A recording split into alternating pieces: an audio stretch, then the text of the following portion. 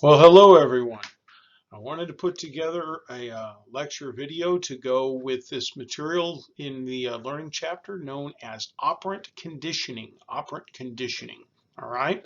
Hopefully you've already heard the lecture or have read the material related to classical conditioning. With classical conditioning, a lot of learning is what we call learning by reflex. But with operant conditioning, it's a little bit different because with operant conditioning, there's more cognition going on. You are more interacting or operating within the environment that's around you. You are what they call an operant, as it were, in that regard. So let's go ahead and talk about operant conditioning and explain how some of this works. The person to really know here is a gentleman by the name of Burrus Frederick Skinner, B.F. Skinner. And as I said, B.F. Skinner basically made a career of studying operant behavior, how people interact cognitively and with intent with the environment around them. And one of the big things that he would get into was the study of what is called reinforcement. He really believed that an awful lot of learning is due to reinforcement. And by reinforcement, we mean getting something, in this case, possibly good. There are other types as well, but there is some reinforcer that helps you to develop your behavior. Now, I don't want to overextend myself on that definition of reinforcement. I said possibly good, but let me clarify. One type of reinforcement is called positive reinforcement. And with positive reinforcement, what basically happens is this. You carry out a behavior to get something good for your time and trouble. Okay? You show up to class and study so as to get a good grade. You take notes so as to do better on your test. You show up at your job so as to turn around and get a paycheck. You carry out a behavior to get something good for your time and trouble. That's the idea behind positive reinforcement. There is also what is called negative reinforcement and punishment. To understand the difference between these two things, you need to know this term, and I don't have it on the slide here, but I want you to pay attention. It's what's called aversive stimuli, A-V-E-R-S-I-V-E, aversive stimuli, okay? Aversive stimuli. To understand the difference between negative reinforcement and punishment, you need to know this term. Simply put, aversive stimuli is anything you don't like. Okay, anything you don't like. Getting sick is usually something people don't like. Stubbing your toe as you're walking through your living room and you hit your little toe on a piece of furniture, you don't like. Getting into an argument with a good friend or a boyfriend or a girlfriend or a spouse, you don't like. Getting into a car accident, turning around and getting a bad grade on a quiz or a test, anything you don't like, okay? A headache can be an aversive stimuli. With negative reinforcement, here we go. With negative reinforcement, aversive stimuli is present, and you carry out a behavior to make it go away, okay? So if you have a headache, your head is hurting, you carry out a behavior. You get up, you go to the medicine cabinet, you get out to Tylenol or whatever, and you take 2 Tylenol, and about 30, 45 minutes later, your head is no longer hurting.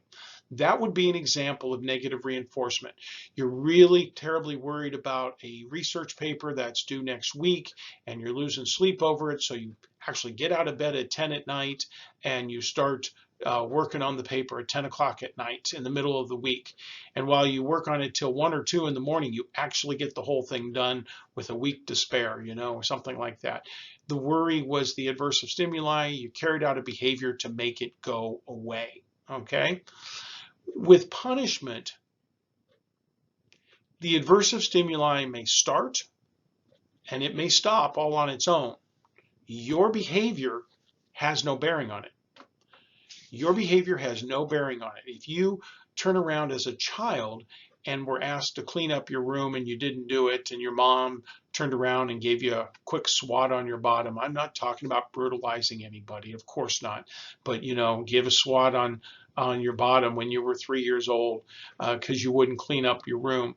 And so what do? You go in there and you have a toy chest and you throw all the toys in the toy chest. It takes you, less than a minute. But poor old mom's been pushing you to do it for the last 2 hours, and she finally, swats you on your bottom. All right. I have no doubt that happened to me. That's punishment. Carrying out the behavior of turning around and putting away your toys does not change the fact that you got a swat on your bottom. If you're driving down the highway and you get pulled over and you get a speeding ticket, you might, if you have any sense about you, slow down afterwards. And in the process of slowing down afterwards, you can go back to driving the speed limit, but that doesn't make the ticket go away. You've been punished. With punishment, the aversive stimuli, it may start and stop, but you and your actions have no bearing on it. So that's one of the big differences. One last thing I say about these things is this. When it comes to positive reinforcement, does positive reinforcement result in a positive outcome? The answer is, well, yeah, it's pretty basic. You carry out a behavior, you get something good for it. Does negative reinforcement result in a positive outcome? And if you think about it, yes, it does too. Positive reinforcement results in a positive outcome. Negative reinforcement results in a positive outcome. However, with punishment, nothing about your behavior is going to change the aversive stimuli. Okay, they are disconnected. So with punishment, it doesn't necessarily result in a positive outcome. So that's a big difference right there. The positive aspects, that positive reinforcement for now, okay? And when it comes to positive ways of conditioning people, positive ways of reinforcing people, know this, there are really two different methods. There is what is called a ratio method of reinforcing behavior positively. A ratio method is all about number, okay? You reward behavior after a certain number of trials, okay? After a certain number of trials. You turn around and mow the lawn, and then, you might get paid, or you do something every 3 times you do something, you get something for your time and trouble, all right? Ratio is all about number. Interval is all about time, okay? With interval, you turn around and you get rewarded after a certain amount of time. The number of things that you do may not come into play, may not matter. You're going to get rewarded after a certain period of time. So let me give you some examples, and I'll show you what I mean by this. That ratio is all about the number of trials before you get rewarded, and interval is all about the time involved before you get rewarded. All right? I bet a lot of you turn around, if you've ever had the chance, maybe not, if you've ever mowed a lawn to get paid. You mow a lawn and when you were younger, and then you would get paid. So you carry out this behavior. You mow a lawn and then you get money for it, all right? Maybe you even had your own side job, not working for someone but yourself. You go mow somebody else's lawn and then they pay you, all right? This is an example of what is called a fixed ratio schedule of reinforcement. You are rewarding behavior after a fixed number of trials, okay? In fact, there's a particular type called continuous ratio, fixed number of trials. So if I carry out a behavior and then I get rewarded for it, all right? I carry out a behavior and then I get rewarded for it. I carry out a behavior and then I get rewarded for it. That is a type of fixed ratio called continuous ratio, okay? You carry out a behavior and you get something for your time and trouble. That is a type of fixed ratio schedule of reinforcement. That's one way things are handled. Now, a lot of you may not be working at a job mowing lawns where you mow a lawn and then you get paid. A lot of you may turn around and get paid at a job once a week or once every 2 weeks. A lot of people, that's a lot of people, they get paid once every 2 weeks, all right? And because of that, it doesn't matter the number of hours you work in a 2-week span. You're going to get paid on the 1st and the 15th of the month. Okay, I heard someone say the 10th and the 25th, whichever. Okay, the 1st and the 15th of the month.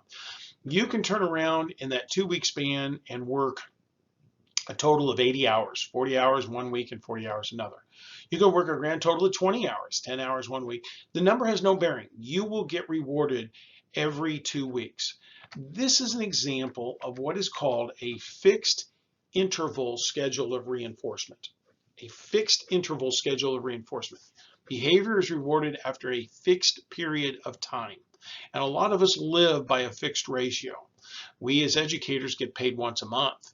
So we are on a fixed interval system. Doesn't matter how much you work in that span of time, you're going to get paid at the end of every month. That's how it works. Okay. Fixed ratio and fixed interval. Those are two very big ones. Let's say you turn around and ever go to a casino. Okay. If you're old enough to go to a casino, you ever go to a casino and you start playing slot machines. And a lot of people, when they play slot machines, you put the money in and you press the button and the reels start to turn and you see if you win or not. And, people can get to the point that, they keep pressing it to see if they win. They press it. And what happens? After 3, 4, 5 tries, you get some coins back. You get some credit back. And then you got to play a little bit longer. Now maybe it takes about 18 or 20 tries, and then you get some coins or credit back. And then what happens? You turn around and you win 3 times in a row. Slot machines are a good example of what is called a variable ratio schedule of reinforcement. With a variable ratio schedule of reinforcement, you reward behavior after a varied number of trials. Okay, a varied number of trials. In fact, slot machines, like I said, are a very, very good example of this. They're a very good example because people will go and play a slot machine, and the machine does not pay every 5 times. It pays, on a varied amount of time. And so people will turn around and play slot machines at a casino, and they'll sit there and continuously press that button as long as they have the money in the machine in the hopes of winning. And like I said, you may win after 2 tries. It may take then after that another 11 tries before you win something, and so on. All right. You see there in the picture to the right what is called a operant conditioning box, also known as a Skinner box, named after B.F. Skinner.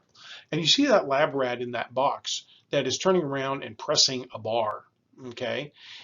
You can teach a lab rat to press a bar to get fed. And if you turn around and set up one of these boxes and put a hungry lab rat in there, they don't have to be starving or near death, but a hungry lab rat. And the lab rat learns that by pressing the bar, they get food. A little door just to the side opens up, and there's a couple of morsels in there. If you set that machine up, okay, so that it rewards the lab rat on a variable ratio system, what you will find is that the lab rat a lot of times will just continuously push the button, the lever. It may press the lever 4 times and then some food shows up. Then it may only have to press once and food shows up. Then it has to press the bar 7 times for food to show up and stuff like that. Okay, a variable ratio system. You get a hungry lab rat and you could watch this for 10 or 15 minutes and just watch the lab rat continuously press that bar. And some people think it's funny to watch. But you can go to a casino and watch rooms full of people, around slot machines that are just pressing buttons or pulling levers and things like that, to get the coins to come out of them. It's the same thing. The last one I want to talk about is called a variable interval schedule of reinforcement. And with a variable interval schedule of reinforcement, you reward behavior after a varied period of time. One of the best examples I can give of a variable interval schedule is this. Say you work for a company, maybe you own a company, a plumbing agency, and you do work for customers, but a lot of times they have to mail in the check, okay? They pay you. So you might look in the mailbox today and lo and behold, 3 of your clients have paid you for 3 services. You get paid. Then it may be 2 or 3 or 4 days before you see another check in the mailbox. And then after that, you might get 4 or 5 checks. And maybe 3 days in a row, you get paid by different clients. And then maybe it's no pay for 2.5 weeks. With a variable interval schedule, you reward behavior after a varied period of time. Okay? So these are the four types of schedules of reinforcement: fixed ratio and fixed interval, variable ratio, and variable interval. Okay? I want you to know those. Hope those help. Do take care.